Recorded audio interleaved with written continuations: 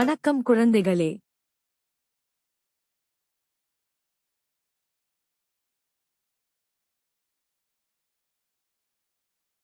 முந்தைய பகுதியில் துகள், பொருள் மற்றும் பொருளின் நிலைகள் பற்றி படித்தோம்.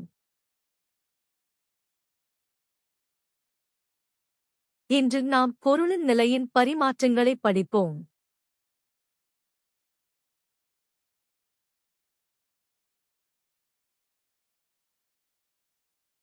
அதற்கு முன் கடைசியாக மறுபரிசீலனை செய்வோம். பொருள் துகள்களால் ஆனது.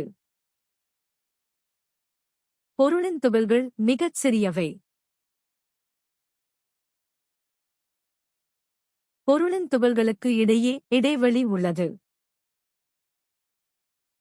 பொருளின் துகள்கள் திரவங்கள் மற்றும் வாயுக்களில் தொடர்ந்து நகரும்.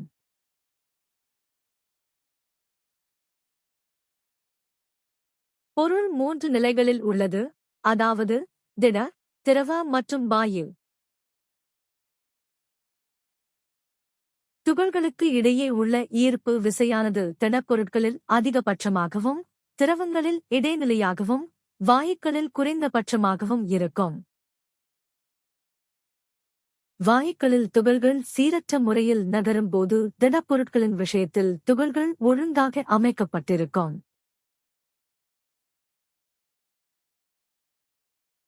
பொருளின் துகள்கள் தொடர்ந்து நகரும் போது மட்டுமே பரவல் சாத்தியமாகும்.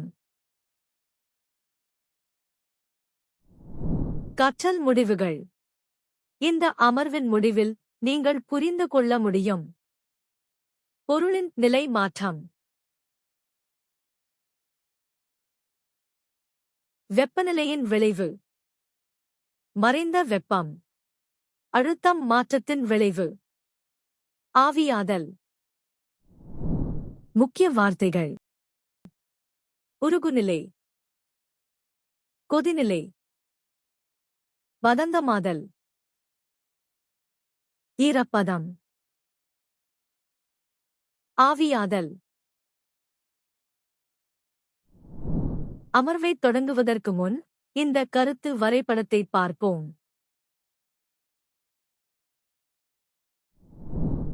சமையலறையில் பனிக்கட்டியை வெளியே வைத்தால் காலப்போக்கில் அது தண்ணீராக மாறுகிறது அல்லது தண்ணீர் சூடாகிறது மற்றும் எரிவாயு குமிழியை அணைக்க மறந்துவிட்டால் அது கொதித்துக் கொண்டே இருக்கும் மற்றும் பாத்திரம் காலியாகி உள்ளே தண்ணீர் காணப்படாமல் ஒரு கட்டத்தை அடைவதை நீங்கள் கவனித்திருப்பீர்கள்.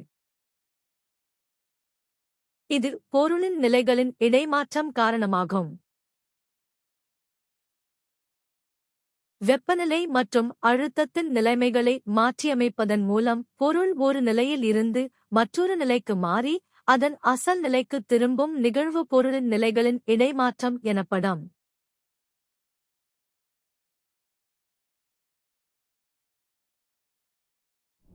நாம் திடப்பொருட்களை சூடாக்கும்போது திடப்பொருட்களின் துகள்களுக்கு இடையே உள்ள இயக்க ஆற்றல் அதிகரிக்கிறது. இது அவற்றுக்கிடையேயான ஈர்ப்பு விசையை குறைக்கிறது. அவை அதிர்வுறும் மற்றும் தங்கள் நிலைகளை மாற்றத் தொடங்குகின்றன.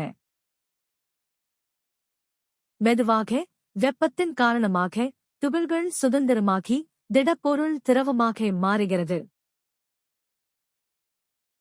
திடப்பொருளை திரவமாக மாற்றுவது உருகுதல் என்றும், திடப்பொருளை திரவமாக உருக்கும் செயல்முறை ஃபியூஷன் என்றும் அழைக்கப்படுகிறது.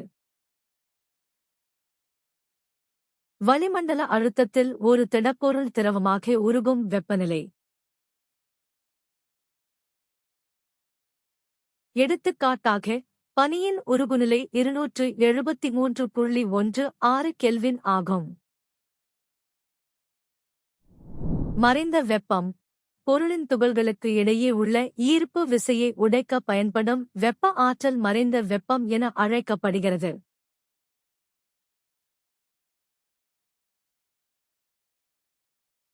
வெப்பம் மறைந்திருப்பதால் அது மறைந்த வெப்பம் எனப்படும். Latent heat of fusion. 1 kilo திடப்பொருளை அதன் உருகுநிலையில் வளிமண்டல அழுத்தத்தில் திரவமாக மாற்றத் தேவையான வெப்ப ஆற்றலின் அளவு லேட்டன்ட் ஹீட் ஆஃப் ஃபியூஷன் என அழைக்கப்படுகிறது.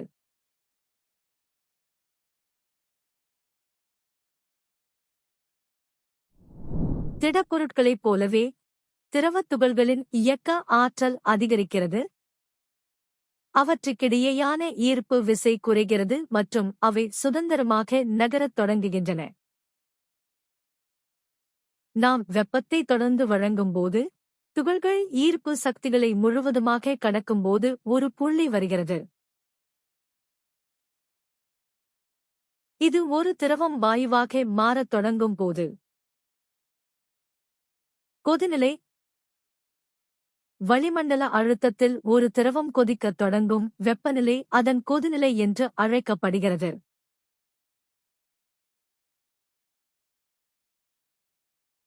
எடுத்துக்காட்டாக, நீரின் கொதிநிலை 373 கெல்வின். ஆவியாதல் மறைந்த வெப்பம் அதன் கொதிநிலையில் வளிமண்டல அழுத்தத்தில் 1 கிலோ திரவத்தை வாயுவாக மாற்றுவதற்கு தேவைப்படும் வெப்ப ஆற்றலின் அளவு ஆவியாதல் மறைந்த வெப்பம் என அழைக்கப்படுகிறது.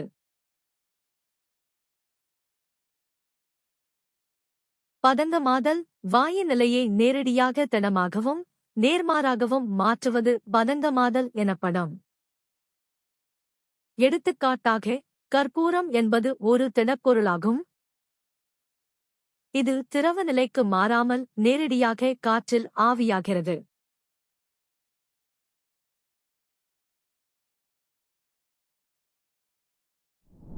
அழுத்தத்தை பயன்படுத்துவதன் மூலம் பொருளின் துகள்களை ஒன்றோடொன்று நெருக்கமாக கொண்டு வரலாம். இதன் மூலம் துகள்கள் மத்தியில் ஈர்ப்பு சக்தியை அதிகரிக்கலாம். வாயுவின் வெப்பநிலையை அழுத்தி குறைக்கும் போது வாயு திரவமாக மாறுகிறது. உலர் பனி திட வடிவத்தில் கார்பன் டை ஆக்சைடு உலர் பனி என்று அழைக்கப்படுகிறது. அழுத்தத்தை 1 வளிமண்டலத்திற்கு குறைப்பதன் மூலம் இது நேரடியாக வாயுவாக மாறும். ஆவியாதல் கொதிநிலைக்கு கீழே கொடுக்கப்பட்ட எந்த வெப்பநிலையிலும் ஒரு திரவத்தை நீராவியாக மாற்றும் நிகழ்வு ஆவியாதல் எனப்படும்.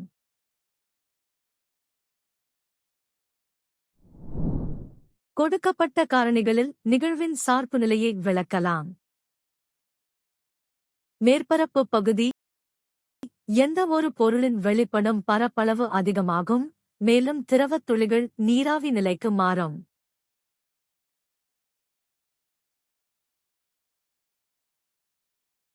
ஆடைகளை ஒரு கோட்டில் விரித்தால் அவை வேகமாக காய்வதை பார்த்திருக்கிறோம்.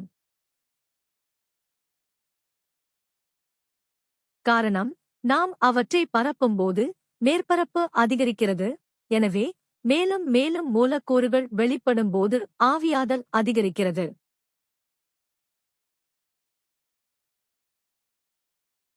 வெப்பநிலை. வெப்பநிலை அதிகரிப்பு மூலக்கூறுகளின் இயக்க ஆற்றலை அதிகரிக்கிறது. அவர்கள் தங்கள் ஈர்ப்பு சக்தியை உடைத்து, எனவே தப்பிக்க அல்லது உடனடியாக ஆவியாகி. உதாரணமாக, ஒரு கப் சூடான தேநீரில் நீராவி உருவாக்கம். ஏனென்றால் வெப்பநிலை உயரும்போது துகள்கள் சீரற்ற முறையில் நகரத் தொடங்குகின்றன, எனவே ஆவியாதல் விகிதம் அதிகரிக்கிறது.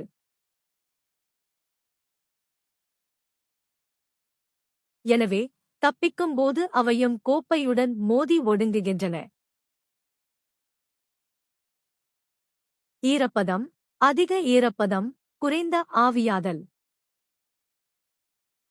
எடுத்துக்காட்டாக, ஈரப்பதமான நாளில் சிரமத்துடன் ஆடைகள் காய்ந்துவிடும். ஈரப்பதம் அதிகமாக இருப்பதால் வளிமண்டலத்தில் அதிக நீராவி இருக்கும். இதன் காரணமாக ஆவியாதல் விகிதம் குறைவதால் நீராவிகளின் தப்பிக்கும் போக்கு குறைகிறது. காற்றின் வேகம். காற்றின் வேகம் அதிகரிப்பதால் ஆவியாதல் அதிகரிக்கிறது. காற்று வீசும் நாள் என்றால் ஆடைகள் வேகமாக உலர்ந்து போவதற்கு அதுவே காரணம். காற்றின் வேகம் அதிகமாக இருப்பதால் திரவத் துகள்கள் ஆற்றலை எடுத்துக் கொள்கின்றன.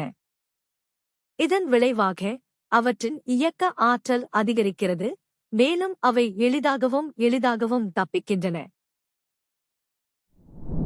நினைவில் கொள்ள வேண்டிய புள்ளிகள். பொருளின் நிலைகள் இடைமாற்றக்கூடியவை.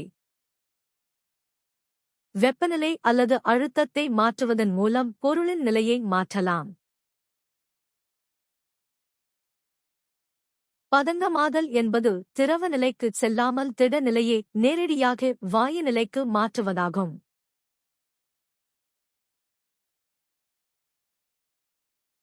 படிவு என்பது ஒரு வாயு நிலையை திரவ நிலைக்கு செல்லாமல் நேரடியாக திட நிலைக்கு மாற்றுவது.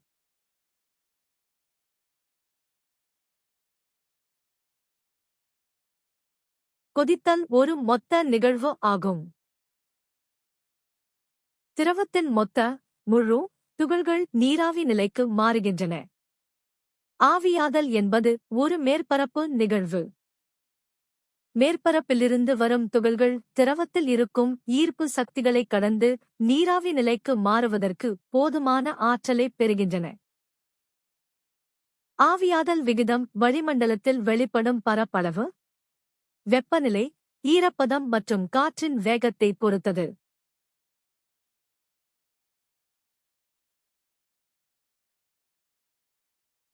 ஆவியாதல் குளிர்ச்சியை ஏற்படுத்துகிறது.